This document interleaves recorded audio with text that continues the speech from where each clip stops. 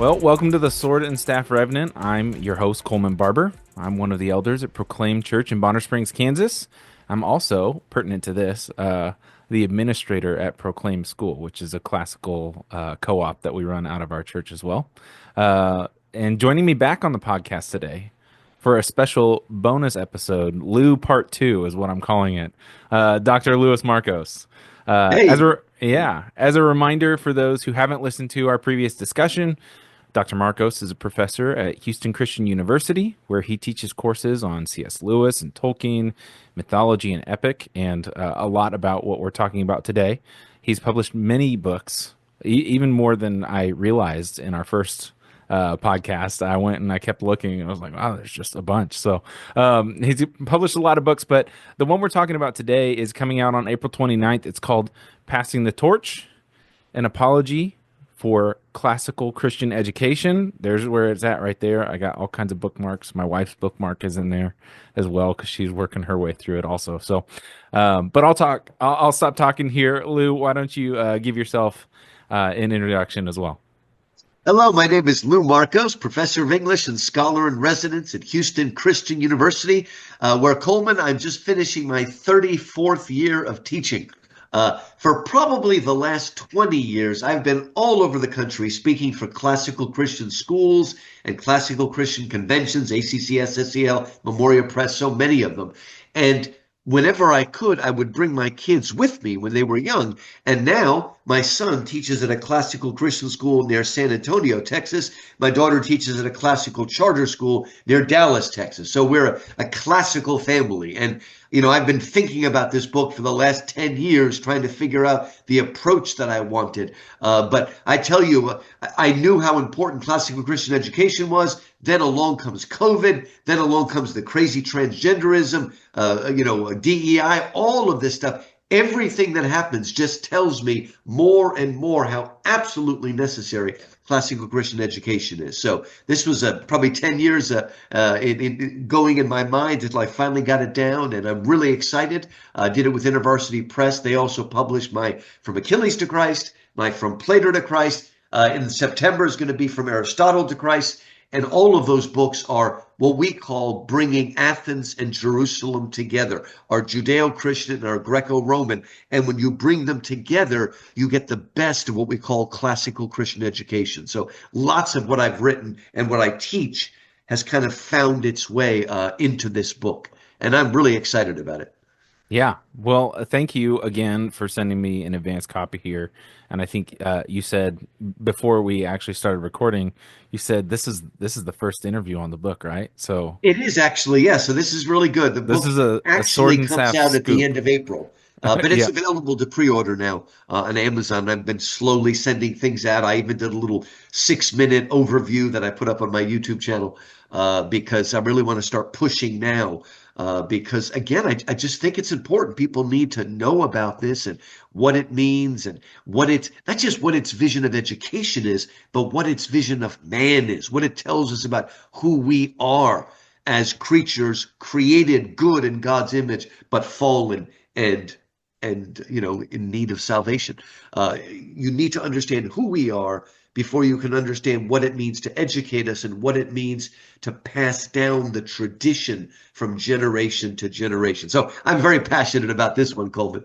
Yeah, and I can tell when I was reading it. So, well, that's kind of a good segue as well. So, before we actually get into the book, though, I'd like to talk to our listeners about why I think classical Christian education may be even more relevant than they think. So, as you know, our podcast, we're kind of into some of the more fringy things, like divine counsel and, fallen angels and that sort of thing, right?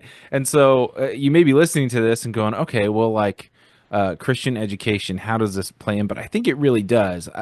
A lot of folks that are into more fringy things, I think they tend to be there because they've rejected a lot of the mainstream narratives and culture, the things that you were talking about, right? The Yeah. COVID nonsense and the transgenderism and all of the things that were being pushed, particularly, I think, through the public school system.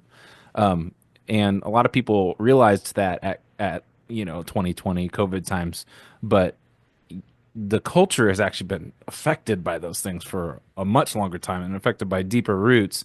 So many have found ourselves homeschooling or sending kids to a classical Christian school, or maybe you don't do that. I would say yet, because I think you ought to. And today I hope is kind of an apology for why this is actually the right kind of schooling and education for your kids if you find yourself in our little neck of the woods on the internet and podcasts and things, right?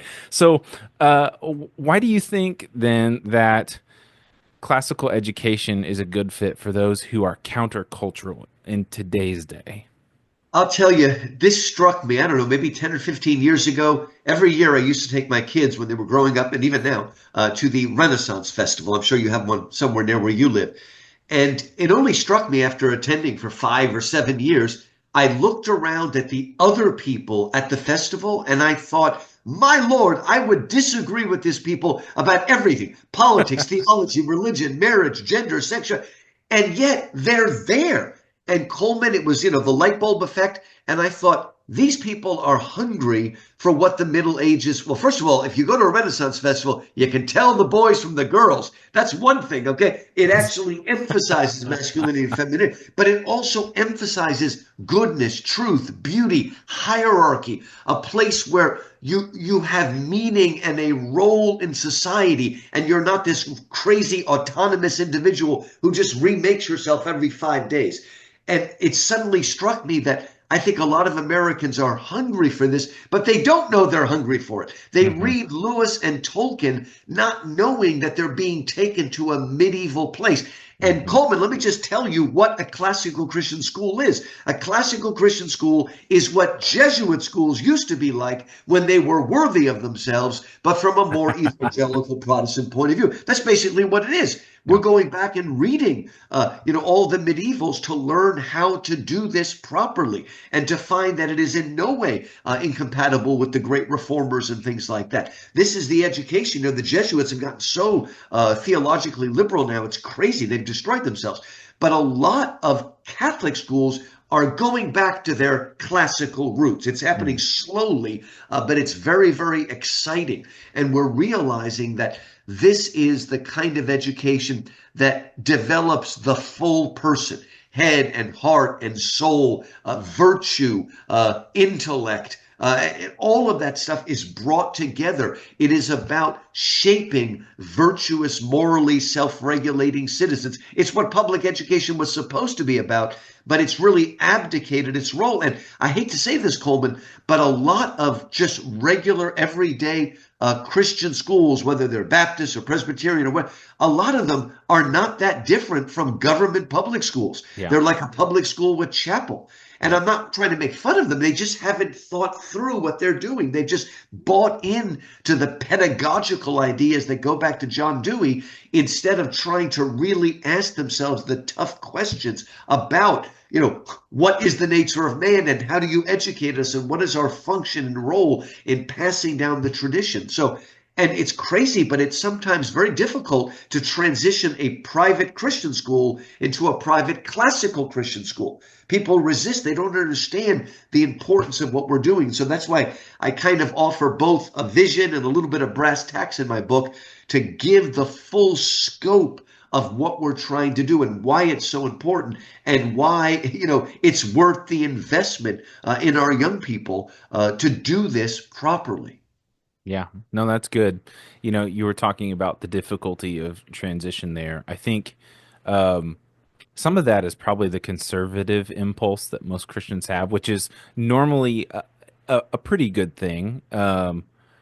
But what we're talking about here is not so much a conserving of something; it's actually more of a rediscovery. So it's almost sort of an equal opposite to the progressive agenda and We, progressive Coleman, way. we are true radicals. The word That's right. radical comes from radix, which means root.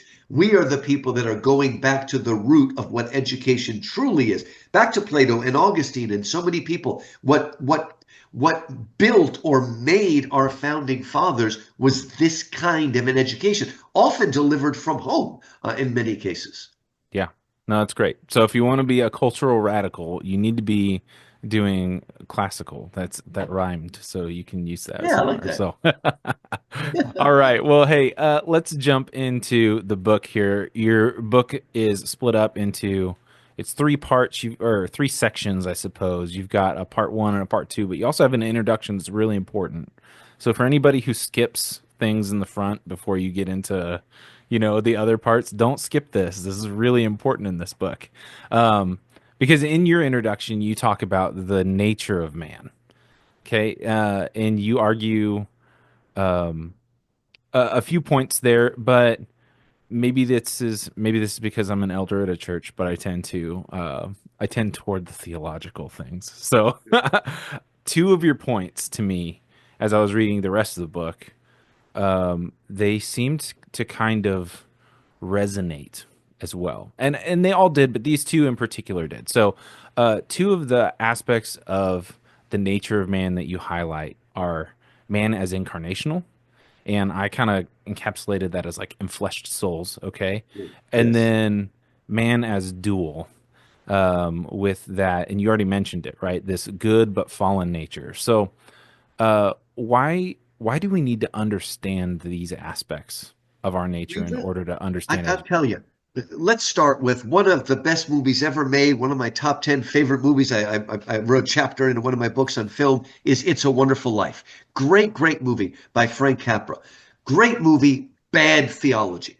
Because that movie has kind of given us this idea that's been around so long that when we die, we become angels. Mm. Holden, this is absolutely false. Mhm. Angels are a totally different creation than we are. Angels are purely spiritual. You got the beasts that are purely physical, and then you've got us, right? We Mhm. are the great amphibians of creation. We are not half body and half soul. We're fully body and fully soul. And the reason I use the word incarnational, we normally mean that about Jesus being Mhm. fully God and fully man. We are not fully God and fully man, but we are fully physical and fully spiritual. We're Mhm. not a soul trapped in a body. We're not half soul and half body. We are 100% of each. We are incarnational. We are an enfleshed soul. The body matters.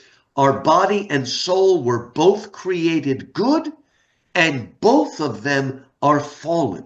But too often, Americans, including American Christians, fall Mhm. into a sort of soft dualism that says the soul is good, the body is bad. Mhm. That's why I mentioned in one of my chapters, Coleman, that the two things that embarrass Americans the most are sex and the bathroom. Now, what do Mhm. they have in common? They're both part of our physical, bodily, animal nature, and that's part of who we are. Now, I hate to say this, Coleman, but part of the problem lies with St. Paul. Couldn't he think of a better word than the flesh? It confuses people. For a long time, NIV tried to translate it as sinful nature, but that really didn't work. Flesh, the way Paul uses, does not mean our skin, because Mhm. if it did, then Jesus could never have become incarnate, because the moment he took on a body, he would have been sinful and fallen and whatnot. So flesh means our sinful nature. But that sinful nature runs through soul and body. Mhm. And we need to understand that, okay, if we die today, Coleman, we will be in a disembodied state for a period of time. But at the end, when Christ returns and the trumpet sounds and the dead are raised, in the end, we will have resurrection bodies and we will continue for eternity to Mhm. be fully spiritual and fully physical. In the same way, Coleman, Jesus, after the resurrection, did not go back to being pure spirit like God the Father or the Holy Spirit. He himself has a resurrection body that he will wear for eternity. When he assumed our nature, it was for all time. Talk about a Yeah. sacrifice. It was for all time. Now, what does this have to do with school, right? This Right. is theology, Coleman, but it makes a big difference. Part of what's properly called the war on boys is this idea that we have to stop boys from acting like boys in school and they have to act like girls and sit still and all that sort of stuff. Mhm. And it's crushing them. The Mhm. war on boys is destroying all male initiative. A lot of times, grotesquely, they are being put on a Ritalin or whatever the heck they call it today. They're being put on drugs. Thank God we got RFK Jr.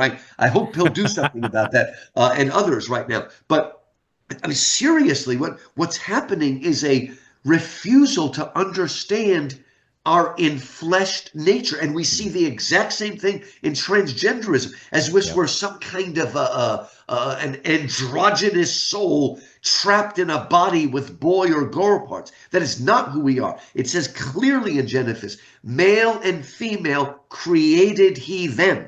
A Mhm. better way to put that, Coleman, is it's not just our bodies that are masculine and feminine, it is our souls. Okay, Yep. we are in flesh soul. We are male or female. We're not androgynous with boy or girl parts put on top of us. This has destroyed our society and destroyed education. We are not educating the whole person. And that's why, guess what, Coleman? As Christians, we should be giving our kids PE. They need physical education. And I Mhm. just read, apparently Texas is saying you have to have PE again. I don't know if that's true. You never know on Facebook, but I just saw that this morning, that they're moving towards that. And I hope the whole country will, because we need to recognize that we are not just disembodied minds. Yep. We are training the entire person, cultivating the virtues and training the affections and ordering the desires. This is a holistic understanding of human nature. And when education forgets that, it cannot educate the whole person. It cannot educate you in virtue. It cannot create good habits, which is what Aristotle properly said about virtue. It is a habit that is acquired as we practice good, virtuous behavior. Yeah. No, that's good. He's not a theologian, but I don't know if you're familiar with any of the work of Jonathan Haidt. Oh, yes, yeah, the And coddling of the American mind. yeah, the coddling of the American Yeah, and mind. I what's the think it new was one? The the anxious righteous generation? mind. It was Yeah. before that. So Is the new one the anxious generation? Isn't that the new one? I think so. Yeah, I think Talking that's the new. And he's primarily about absolutely social right. media. Yeah, yeah. Yeah. And what it's doing is we're becoming disembodied Yeah. people, only Hmm. reacting through. We don't go out and play anymore. We don't even allow our kids to play anymore because Yeah. we have to micromanage them, and we feel safer if they're just home on their cell phone all day, their Yeah. smartphone all day doing crazy stuff. If it was Yeah. just a cell phone, it wouldn't be bad. It's a smartphone. It's got the whole world in it. Yeah.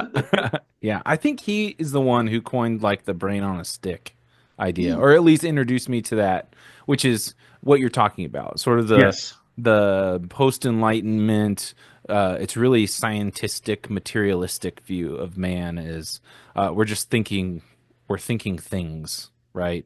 Yeah. We're just brains on sticks and nothing else really matters. And so we sort of bought into that, even a lot of Yeah. Christians um, and the Christians just want to throw away the stick and have the conscience. I know, no. I will tell you, one of my colleagues at Houston Christian University is Nancy Piercy, the great Nancy Piercy, wrote a Yeah. book called Love Thy Body. And she showed that behind abortion and the transgender, all of it is this idea of personalism, that the person who we are is merely the spiritual and has nothing to do with the body. The body's disposable, throw it away, it doesn't make a difference. And she really zeroed in on a problem. And of course, I'm a huge fan of what's it called, the rise and triumph of the modern self. Hmm. I That think I one. have it right here. Oh, yeah, right there. Yeah. Yeah. Again, we're losing grip with who we are as a full person. And I hate to say this right now, but there's a phenomenon now that we should be cheering on as Christians, but it's not good. And that is that young people are having less and less sex. Now, Right. in one sense, I cheer because I'm a Christian and I believe sex is for marriage. But people are not doing this out of a true understanding of purity, a true understanding of what our body's for and what sexuality is for. It's more of a sort of hatred and disgust of the body, and Mm. it's crazy. It's like something we want to see, but for the completely wrong reason. That's what we need. Look, I talk a lot about this in the book, Coleman, that real virtue is not about do and don't, do and don't. We focus too much on that in our Christian schools. It's about finding the mean between the extreme. It is about bringing ourselves in conformity to the way God made us, made the universe, made goodness, truth, and beauty. It's not just a series of do's and don'ts. It is much more transformational than that, much more richly and fully human. Yeah. Yeah. That's a perfect segue. You brought up you started to at least hint at some of the key distinguishing factors of virtue, right? So in your second section, you go over the nature of education, and I don't want to give too much of the book away, right, in the conversation. So I'm just picking a couple of things from the Good. different sections, but I do want to give people a little taste, right? Because I want them to actually read it, because I think it's actually Leave them wanting for yeah, more. That's it. exactly. So, in part one, you talk about the nature of education. This is beyond the introduction. Um, and one of the things that I like that you do is you do sort of this compare and contrast, like versus at sort of thing, and you go over a lot of different things. But there is one section in particular. It's chapter 7. It's the last chapter in the section where you talk about virtue versus vice. And you kind of started into this, so I figured we could just roll with it. Can you help listeners understand the difference between, or not virtue versus vice? Sorry, virtue Yeah. versus values. I I, apologize. I, I Yeah, tell you, what's the Coleman, I've difference been there? speaking for a long time for education, and I used to think that the problem with public education is that they had thrown out virtue. I discovered after a long time that I was wrong about that. That's not the problem. If they had really completely thrown out virtue, then people would have been hungry and we would have gone back. But that's not what they did. They threw out the real traditional virtues, Mm, courage and wisdom and self-control and temperance and faith, I'm sorry, and justice and faith and hope and love and all these other ones. They've thrown those out and replaced them with what I call pseudo virtues or values: diversity, equity, inclusion, tolerance, multiculturalism, environmentalism.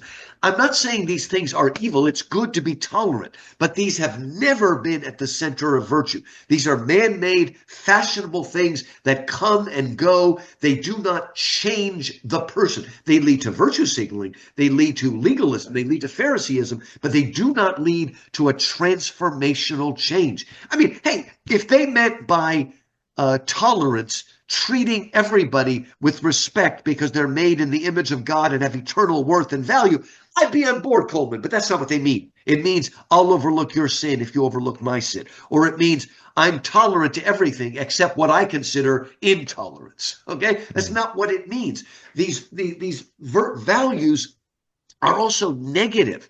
They're not what I should do, but what I shouldn't do.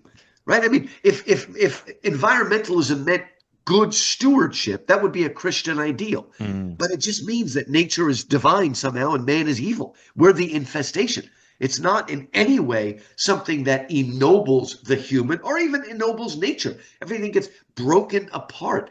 They don't mean, if they meant equality of opportunity, that would be great. But what they want is equality of outcome, a lowest common denominator world, pressing everybody together. That's not the world of variety that God created. So we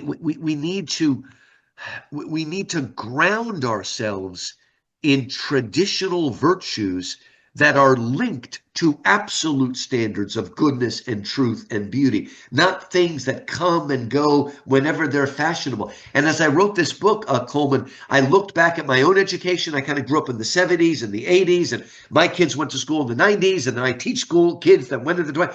And I realized when I really looked carefully that for a very long time, all the way back to the 50s, schools have always been pushing a value. Now, it wasn't necessarily a negative one. We did mm-hmm, anti-drinking and anti-smoking, okay? But it wasn't a virtue that emphasized the human. It was a negative thing that actually was meant to cut kids off from their parents and teach us to look down on our parents as backward and unenlightened, and mm, we have to teach them the proper thing. So again, it begins with but then it becomes feminism, it becomes Marxism, it becomes environmentalism, it becomes transgenderism, hygiene. Now, hygiene is good. It's good for us to bathe and brush our teeth, but hygiene is not a religion. Some of the saintliest people who have ever lived, Coleman, were absolutely filthy. Okay, so yes, teach our kids to take care of their bodies, but hygiene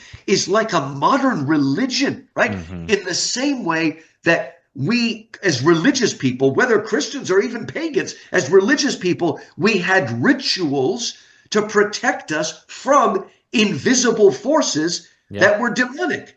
yeah, Today, our rituals of hygiene are completely secular that are trying to terrify us about invisible germs everywhere. I mean, there are germs. We need to wash our hands, okay? I'm not some kind of crazy denier. But what I'm saying is we've made hygiene into a religion with its own rituals and craziness.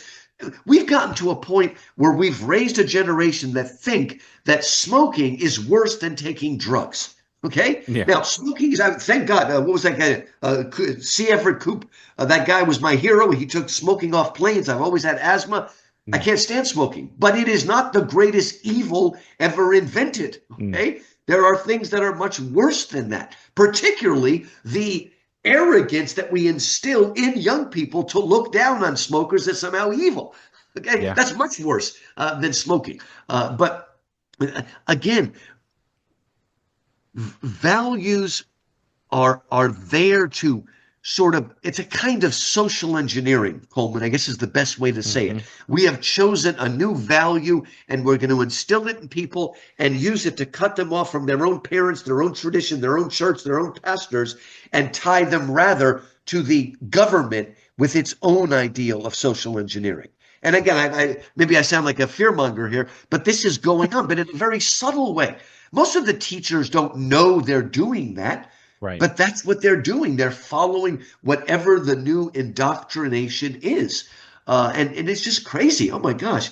One of the things that I fight against and have been fighting for 30 years is what they call gender neutral language. You can't use the word man. You can't use the word he. It's just crazy the way they've instilled this in people. So it becomes their pseudo virtue that Hmm. makes them think that they're somehow a virtuous person living the way God wants them to be when they're just as legalistic as any Pharisee in the New Testament. Yeah. Yeah, there's a lot of different things there that you were talking about that, I mean, I could run off on all kinds of rabbit trails. But I will say you make it a point, and you pointed out specifically early on in the book that you use male language to refer to mankind, That's who we because are. And what you're, Genesis you know, 5 says, when it reiterates again, and it says, male and female created he them, and he called them man. He called them hmm. Adam. Okay? He called them by, and so that Adam is exactly like the word mankind. It can mean men, but it can also mean all human beings. That's the way God refers to us. And again, it's one of those subtle, oh, what do they call them? Like a mind worm or whatever you want to call it, that gets into your mind. Yep. And I've written essays just tracing gender neutral language and Bible translations right up to gay marriage. It's the same sort of thing when we tear apart that. Mel Gibson was brilliant in Passion of the Christ by making Satan an androgynous figure. Now, Yeah. Satan is played by a woman, by an actress, but the creature is made into this androgynous creature because Satan hates our individual, our personality, the way God made us. He hates our sexuality. He'd love a world of androgenes, or whatever you want to call them. Hmm. And I'm finding one of the most important things that classical Christian school is doing is raising up real ladies and gentlemen, Yep. right? Raising them up to be what are often called soft patriarchs. That is, Yeah. men that lead their family, but not in a crushing way, Hmm. but in a godly way, being the head as Christ is the head of the church, and not kowtowing to what we've believed for the last 30 years, trying to find that which is eternal, which is true. We question things, right? Because we can Sure. make a lot of mistakes. But the thing about the Western tradition, because a classical Christian education is grounded in the great books, Coleman, in the Hmm. tradition, the great books of the West, often known as the canon, right? People attack it as elitist. No, the canon is what created our country, and we have made mistakes. But the Judeo Christian, Greco Roman tradition and canon is self correcting in a way that other isms are not. Right? Yep. It can, and I talk about how Martin Luther King in the letter from the Birmingham jail argues for segregation, for integration rather, argues for integration by working out of that tradition, because only in that tradition do we find that view of the individual and the choice for a real equality that lifts up the person rather than crushing everyone into the same androgynous, colorless mold. Yeah. No, that's great. And that's a great segue out of virtue and value into the next section, which is the nature of the debate. Which I just kind of as a personal note, I thought the way that you tackled this was, I thought it was really good. And I thought it was really interesting because I've read several different books on classical education and things like that. A lot of them come through as kind of just like, not ironically, like information giving because Right, right, that's right. not the Yes. classical educational method, right? But Yeah. one of the things I appreciate about this book, and you do so in the last section as well, with kind of the back and forth, but particularly in the second piece, you actually practice the conversation. You Yeah. practice the classical method, going back and forth with different folks, particularly around education.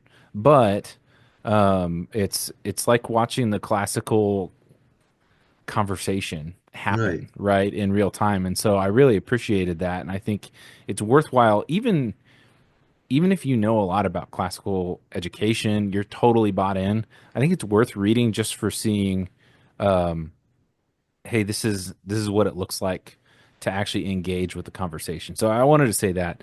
But with that, what you started to get into it, but what exactly, if you could like give the elevator pitch for what the great conversation is, the great books, why those things are important for folks, what would you say?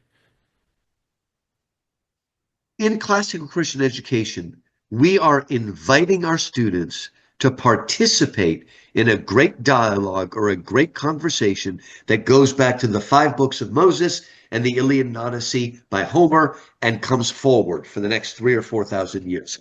It is part of a ongoing dialogue that asks the big questions. Who am I? Why am I here? What is my purpose? How do I know I am of value? What is the nature of goodness, of truth, of beauty? What is the nature of the good man, the good state, the good life? They're asking these questions and wrestling with them. And we are teaching our students to wrestle. That means you don't just accept everything they say blindly because it was written by a dead white male heterosexual, but you also don't reject everything because it was written by a dead white male Right. heterosexual, right? You are, and I like to use the metaphor of you, let's say that my head is a raw piece of wood, and the great book is a lathe. And you take a piece of wood and you shape it against a lathe to become the leg of a table or whatever you're doing. And that's the kind. Now, there is a process. We begin with the young people needing to memorize. They need to learn Yep. the basic facts so they have a framework within which to have that dialogue. So history, and I talked a lot about how important history is, has been thrown out and replaced by social studies, which has almost nothing to do with history, and sociology, anthropology, all of that stuff. Um, and first, they need to know the basic dates of history, the places, Yep. the battle. You need that foundation. You need it. But then, as you get older, you can start bringing in the personalities, the biographies of people who have made a difference, whose choices have determined the way countries have been, right? And Yeah. then you can move there to then start talking about the power, the politics, the patterns of force, what has happened. But you need to build slowly on that so that you create a person that can listen to something and make decisions. Obviously, voting, but it's more than that. To have the discernment to understand what is happening and how that fits into the history of humanity. I mean, again, when you hear young people like, oh, socialism, that sounds like a good idea. Maybe we should try it. Maybe you should pick up a history book, not what is that called? The People's History of America, God forbid, by Howard Is it Zinn. Zen? Pick up Yeah. a real book, okay? That actually, or the 1619 Project or something like that. Yeah. Um, Pick up a real book and understand. I mean, it's all there in Herodotus and Thucydides, written in the 5th century BC by pagan writers. Okay, it's right there. It's in Livy. It's in Plutarch. It's in these people. Even Edward Gibbon, even though he didn't like Christians, you can learn a lot about the patterns of force and the patterns of history and the decisions we make, and stop reducing us to mere products of socioeconomic forces, which is what happens in the social sciences, and most of which come out of Marx and Freud. And it's a matter of engaging them. And that, again, they have problems, especially when we read a pagan writer. Okay, there are obviously things they don't know about the Mhm. nature of man, the nature of reality. But we work with that and we wrestle and we come to it with a sense of humility and wonder and gratitude and a desire to learn rather than cynicism and skepticism. Let's find out why I am smarter than this guy and more virtuous, etc., etc., etc. We are instilling, again, humility, wonder, and gratitude for this tradition that has been handed down to us, and we are caretakers of that. Not We're not going to put it behind glass. We are engaging with it. And the funny thing is, people that want us to spend all our time reading non-canonical work doesn't mean anything if you don't know the canon. You don't even know what it's reacting against. How do you even understand it, right? It's here today and gone tomorrow. So this is an approach, and again, I want to dialogue with these people. I want to get back to the primary texts and not just secondary. I talk about how classical Christian schools read the actual book themselves and Mhm. not textbooks that bend the past to fit modern Yep. prejudices and stuff like that. And that even Christians can be guilty of that sometimes. I mean, Christians sometimes try to make all our founding fathers into Orthodox Christians, which of course they weren't. But it is true that they were working out of a Judeo-Christian, classical Right. Christian understanding of God, man, and the universe, right? They did believe in God and they did believe in virtue. But no, I would like to say they were all Bible-believing Christians, but they weren't. But they had an education that took that seriously and understood that you can't have a successful nation without having that touchstone, that measure, that yardstick that is above the state and above the government. So even the great pagan Aristotle knew that the family is prior to the state and Hmm. not vice versa. So we're invited. Homer, Virgil, Dante. It's great. I go through a lot of them in the book. We need to take them into that, and we need to get them wrestling with the book and not Yeah. just giving them our own crazy view of it, our own literary theory view of it. Let's get them in there. Once we equip them with the tools that they need to understand things and put them in their context, then we can do the kind of dialogue that I try to do in the second half of my book. And you notice I do try to say some good things, even about Rousseau and John Dewey. Sure. Uh, but I also show that there are definite problems that have had very bad repercussions right to today. Yeah, I mean, as a good Midwestern evangelical, I got a little heartburn reading those parts, but you know, because Yeah, I know. you can't say positive things about Rousseau, right? No, I appreciated some of the things that you were talking about here in that great conversation and engaging with the source materials and things, because I think a lot of people there's a couple things. One, it's a very daunting task, and I totally understand that, and I want to talk about that too. But for folks, there might be folks who have some hesitancy because of what you said about, well, this seems to be all from, a very specific hegemonic power. Yes. If they've bought into that sort of thing, which a lot Yes. of people have because they grew up in the public schools, right? Um, but what a lot of those folks don't know is when you look at accepted canons, and everybody's got maybe a book or two in there that somebody else might not, and that sort of thing. My family made a massive score with the Britannica Great Book set that Adler put together. Oh, yes, Um, yes. I got it for under $200 Nice. off of Facebook. So, Great. so we have that. I have not completed it, um, but that set has. Um, it has all the way back to the Greeks, Great. and then it has Christian authors in there. It's got the different pagan authors, but it also has Marx and Freud in it, right? Yes, you need to. That's Because part of the you're dialogue. actually engaging with Yeah. the dialogue. You're not just, a lot of people think that this is like, when we talk about the canon, we talk about a set of ideas that's rigid and everything else outside of it is kind of poo-pooed. Right.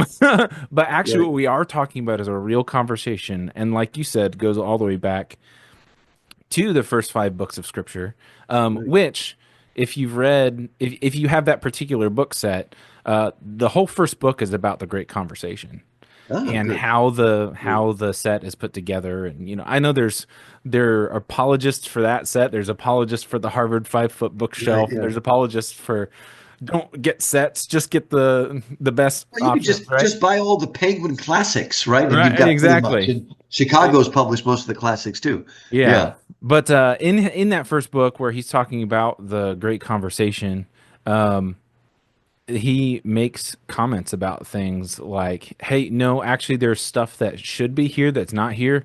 One of the things that's not in that set that is in the Harvard Classics. This is kind of nerdy here. I'm just getting in the weeds for folks that Yeah. don't, Yeah. this is just us nerding out. He basically says, "Hey, you already have a King James Bible sitting on your shelf, so we didn't keep it, but that's part of it." Okay. Yeah. So Yeah. he's like that is like the root of the conversation, and then everything else kind of comes out of there. Um, so for those who are concerned that it is just one distinctive view that we're talking about that runs through, no, it's I mean, some of it is, but that's the beauty of discovering what is the truth that's undergirding all of the conversation, right? Yeah, I Um, remember C.S. Lewis says that your first friend is the person you agree with about everything. That was his friend Arthur Greaves. Your second friend, who was Owen Barfield for him, that's the person who agrees with you that these are all the important books, but reads them in a totally different way. And then, like we agree, Homer, Virgil, Dante, these are the main guys, but we might actually disagree in our interpretation or which is more important or which is compatible with Christianity and which isn't. And we can struggle with that, right? That's why I've written Achilles to Christ, Plato to Christ, Aristotle to Christ. We need to engage in this dialogue. And of course, if you don't have the Bible in there, you're just missing it. I mean, if nothing else, is a history book. My gosh, it's the basis of our law and everything. And so, yeah, I mean, I what struck me as I did the research for this is this idea that it's Western hegemony, right? mhm. It's like, okay, first of all, the beginning of the canon is from the Mediterranean world, the Right. Greeks, the Italians, the Jews. Until very recently, Coleman, those people were not considered white. My family's all Greek. All four of my grandparents emigrated from Greece about 1930. And they were not considered white, okay? People, when they say white, they mean the British, the French, the Germans, maybe the Scandinavians. Well, guess what? The great books, when the great books were put together, when the great conversation began and laid the foundation of Western culture, the British, the French, the Germans, and the Scandinavians were all barbarians. What civilized them was which even includes stuff from North Africa and Asia, the Near East, we call the Near East. That is what civilized them and made them great. And then they try to pass that on to other people. That doesn't mean they didn't make a lot of mistakes because they're fallen people and gave into manipulation and all that sort of stuff. But it's self-correcting. Mhm. Okay, the best embodier of the classical Christian model were the British. Okay, Mhm. now the British had an empire and they did a lot of bad things. But what countries have done the best? America, Canada, Australia, or India too. India's done much better than other third world countries Mhm. because that whole system was put in there. And that way, and Gandhi had a fully Western education upon which he used he did use some Hindu ideas, but his basic understanding came from his education. Same thing with what's his name in South Africa? Mandela? Yeah, South Africa, the president. Oh my gosh, his name just went out of my mind. Anyway, but a lot of these people that brought about peaceful stuff were doing it based on this great works, this Mhm. Western Judeo-Christian Greco-Roman culture that has allowed a dialogue that can allow for freedom and true individualism and all of these sorts of things that don't happen in other places. And that's been a dialogue. East versus West has been a dialogue, even when it's not exactly the way we think of East and West. That's been a dialogue. You could see it in Herodotus. You can see it in Thucydides. You can even catch a touch of it in Homer, but we see it in Herodotus, Thucydides, Plutarch, Livy, all of them going right on to the Cold War. Mhm. Nelson Mandela was the person I was trying to think Yeah. of. Okay. Nelson Mandela, Bishop Tutu, Martin Luther King. Most of these people that did these great things were working out of that worldview that opened up the possibility of real equality and harmony in the positive sense. Yeah. Yeah, it's funny, you're talking about how the first books, the first works started in, what we call the Middle East, just to give folks kind of an idea of how fast our understanding of the words we use perhaps to describe things change, and how some of the, I don't know, consternation that people feel about, the West, Right, right. and that tradition might change if you look at something like the Story of Civilization series Yes. by Durant. Right. Yeah, it's The good. first the first book is called Our Oriental Heritage because that's what they called that area. That's right. That's All right. right. You're So, right. We Americans, when we say Orient, we mean China, Korea, all Japan, right. and Vietnam. But when a British person says Orient, they mean what we call the Near East. Right. Modern day Iraq, Iran, the Middle East, Lebanon, Syria, and that also includes Egypt, even though that's Uh-huh. Africa. That's really what they meant by the Near East. Turkey, that's the Right. Near East. Right. And so, and that's like 100 years ago or so now. Yeah. We're coming up on about 100 years since that was written. And that's not that long of a time. And you especially know that if you're a classical person, like you understand how Right. short 100 years is. But Yeah. I guess what I'm saying to folks is like, don't be scared of all of the big scary Yes. boogeyman sort of things about it that's out right now, because actually that's probably not going to be a concern tomorrow in Yeah, the that's terms of true. history, Move right? on to So, something else. well, hey, before we go, there are a couple of things that are happening right now. Obviously, classical education has been booming, right? Homeschooling has grown a ton since COVID. I mean, it's like more than doubled.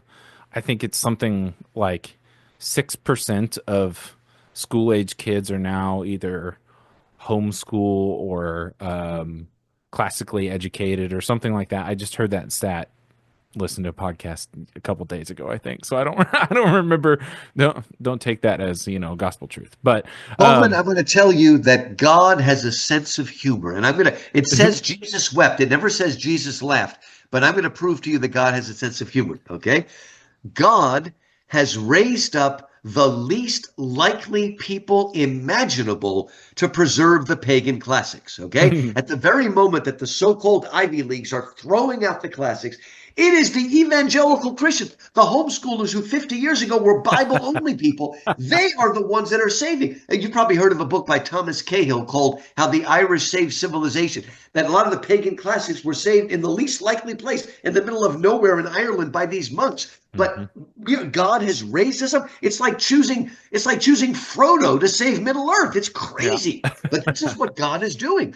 And a lot of these Ivy Leagues would actually like to have our students at their schools because our students actually know something, Mhm. right? Even though a lot of those Ivy League people don't believe the Bible, they understand that if you don't know the Bible, you can't understand the conversation and what this means and what that means and all that. You lack what E.D. Hirsch called cultural literacy. People have no cultural literacy. And I'm going to tell you, Coleman, nowadays, not only do most of the students have no shared cultural literacy, they don't even have a shared popular culture because Yeah. they're all listening to their own niche movies or they're nothing about the only thing they have in common maybe is Disney and Marvel, but that's been getting worse and worse and worse, and that's going to go away. Yeah. They have nothing in common. There's no way to dialogue. I keep having a harder and harder time coming up with some kind of analogy that all my students are going to understand. And classical Christian students, they have a Yeah. vocabulary with which they can describe things. I'll just give you a quick example, Coleman. Let's say last night I went through an intense time of soul testing, right? I knew I had to do something, but I didn't want to do it, but I knew it was the right thing, and it was on and everything. And I can tell you that, or I could just say, last night I had a personal Gethsemane and now everything is Mhm. part. And it doesn't even have to be a religious. It could be academic or secular or something. You see, and that's kind of what E.D. Hirsch says.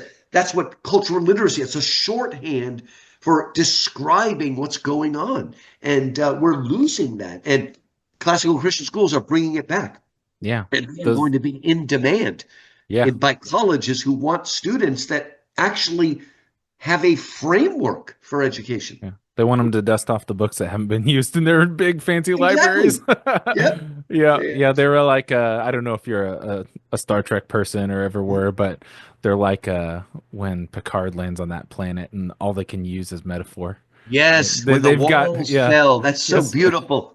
They end Yes. up, talking about what is it, Gilgamesh and Enkidu as they go on the fight. That was Yeah. beautiful. Yeah, Yeah. Yeah. a Yeah. nation that speaks in. That's exactly what I'm talking about. Like when she says, "You can say love, or you can speak of Juliet in her balcony," and that carries with it the whole young love, the yearning, everything. Yes, Hmm. great episode. I think it's called "When the Walls Fell" or "Damrosh" or something like that. Yeah. Um, Yeah. but Yeah. anyway, yeah, that A was lot of good great. memes from that one too. So, Oh yeah. well, hey, real fast, final question before we get going. It sounds like you are team classical education is not just a bandwagon, but a lot of people find it challenging. One of the things you say in the introduction is we must first enlighten ourselves in all that is good, true, and beautiful, and then pass the torch on to our children, which is the name of the book, right? Yep. What do you say to people that read that and they look at classical Christian education, they hear about the great conversation, all the books and things like that, and they feel incredibly intimidated about it? Maybe it's like, First oh, of that all, sounds good, but hey, I don't know if I can do that. it's okay if your child gets a B. Okay, it's not all about grades. I mean, it's insane. Oh my gosh. Okay, and first of all, that. Second of all, it's not as hard as you think it is Mm. once you get the proper framework and you can enter the dialogue. You can talk about this stuff with your kids over the dinner table. Let's have some real conversations again. And and again, a lot of times books written about Plato are harder to understand than Plato himself. Okay, that's not necessarily the case with Kant and all the other crazy True. philosophers from the last 300 years. But the real great books, Dante is now Paradiso is kind of difficult, but Dante's Inferno is a very quick read. And once you have the proper framework, you can even unpack Virgil's Aeneid and realize that Virgil's Aeneid has more Easter eggs than the last 10 Marvel Cinematic Universe movies, okay? Then you'll start understanding how exciting it is to be in this. And again, it's going to take work, but what it's going to do is build up the child from within, Hmm. right? A child that is excited about education, not merely for pragmatic utilitarian reasons, but learning as an end in itself because it increases our capacity and also helps us to become the fuller Christians God wants us to be, to make a bigger impact in the world. That doesn't mean you can be a Christian with a third grade education and be a saint. But you know what? Even high school is not necessarily necessary. But we do it because we have the ability to do it. And God wants us to nurture the gifts that He has given us. Remember, the guy that had five talents made five more. The one that had two more. They were given the same blessing because they made full use of what they had. But don't be like the foolish servant who took his one talent and buried it in the ground and was told, you wicked and lazy servant. We need to use what, just like using physical strength to exercise. Hmm. We need to exercise our mind, but we need to do it in a framework of joy and wonder. Coleman, I can't tell you how much fun classical Christians go. Yes, they Yeah. work hard, but they are always having festivals. They're always dressing up, whether it's Greek gods or medieval people or Lord of the Rings or whatever. My kid's school, on the 100th day of school, the kindergartners all dress up as if they were 100 years old and march around the school. It's the cutest thing you've ever seen, with their little walkers and their wigs and stuff like that. And so, yes, I mean, you want to tell you, okay, classical Christian education, okay, Dead Poets Society is a classical school out of which every ounce of joy has been drained like an orange. Mm. Okay? That's the trouble. We watch it. Gricolai, Gricolai. No, no, no.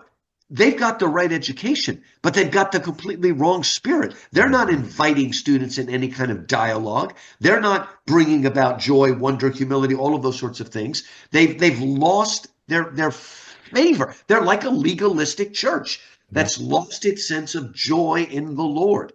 And so, again, it is worth the investment you make, and you will be able to grow along with your kids if you take the time Yep. to read the books and grow with them. It's exciting, and it is going to be salt and light in our country almost more than anything else. Yep. I. Classical Christian education has snuck its way into China now, off and Mm. on. And if you do that, you kill two birds with one stone because you bring the gospel. That's the most important thing. But you also bring the ideas that will allow for democracy. You can't Mm. just start it. We tried to start democracies in the Middle East and they were a failure because they had no uh, framework into which to put that. Yeah, they So, didn't have the yeah, right oh, test. Yeah, exactly. Coleman, one thing that drives me crazy is how the rest of the world seems to imitate all of our bad examples and throw out the good examples. I want to take classical Christian education so that they can see what our founding fathers read, and that's why they created this Constitution and this nation that they made, and also our Pilgrim founding fathers even before that, who brought these ideas. Hmm. And stop. I mean, I have to agree with a lot of Muslims. I'm like, man, if I thought America was what I see in American movies, I would think they were the great Satan too. Yeah. Okay, so we've got to get down to this point and understand, and try to export what is good and not what is self-destructive in our culture. It really hurts me as an educator. Yeah. Yeah. Well, that's great. Well, hopefully everybody has gotten a taste. And truly, this is just a very, very small taste, both of the great conversation and classical Christian education. And hopefully you've got a little bit of a taste of what's going to be in this book, Passing the Torch. Reminder to everybody, you can get that April 29th. If you're listening and it's already past April 29th, then you can go get it right now. Otherwise, you can pre-order. Um, and I want to be cognizant of your time as well. I know you've got kind of a hard stop also. So if you would go ahead and just let everybody know where they can find you. The best thing is just to go to Amazon and type in Louis Markos, Markos. My Amazon page comes up. I got 27 books on there now. You can pre-order it. Lots of stuff about class. I've even got these worldview guides to the Iliad, the Odyssey, the Aeneid, Achilles to Christ. I even have a book called what's it called? My Life in Film: How the Movies Shaped My Soul, where I Mm, take 20 great movies from the golden age of Hollywood, including It's a Wonderful Life, the 30s and 40s, and talk about it. That's something you can watch with your kids and yeah. discuss these great films and what the true American ethos is, which is best expressed actually in Frank Capra, who was, by the way, a Sicilian immigrant, best expressed there and in the other films that I talk about. So you don't have to just give up on movies. We have a great tradition in our country, just as we do with the traditional pop music that we used to make in the 30s, 40s, and 50s. So again, go there. And if you go to YouTube and type in my name, I've got a YouTube channel with lots of free things on there. So Yep. Well, sounds good. I'll make sure all those links are in the description. I'll, of course, link the book, and that'll be an Amazon affiliate link as well. So you can get the pre-order done, or you can purchase it, and then Sword and Staff gets a little bit of a kickback, so I can, get like great. a better mic or something. So, but thank you again for coming on. Of course, if you're listening, all of the links to our Discord are in the description, and all of our other links will be in the description as well. If you want to start talking about these things, Discord is the place to do it. I mean, first go get books, but if you want to talk to people that are alive, and able to converse back and forth, this is the kind of conversation we have all the time in our Discord. So, you all would be welcome to jump on. We'd love to talk to you. Other than that, thanks for listening and stay tethered, everyone. Blessings.